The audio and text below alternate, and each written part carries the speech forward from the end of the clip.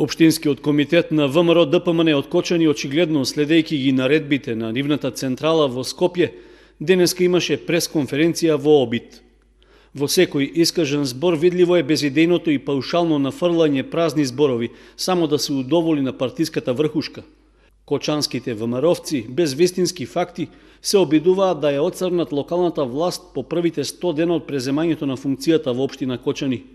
И наместо да кажат нешто против актуелната власт, тие всушност зборуваат за себе и за проектите за кои имале желба, ама не ги реализираа за 9 години градоначалничка власт и 12 години мнозинство во Советот на општината.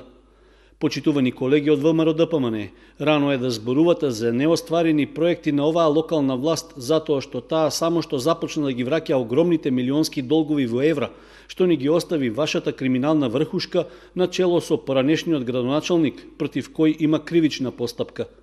Додека бевте на власт, ниту помислувавте на граѓаните, ниту градевте, туку повеќе мислевте на себе и крадевте.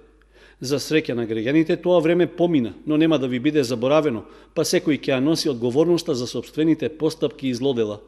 Сето друго што го презентиравте на пресконференцијата во Обид е набројување на вашите замислени, но неостварени желби, што не заслужуваат посериозна анализа и коментар, се вели во реакцијата на Општинската организација на СДСМ од Кочани.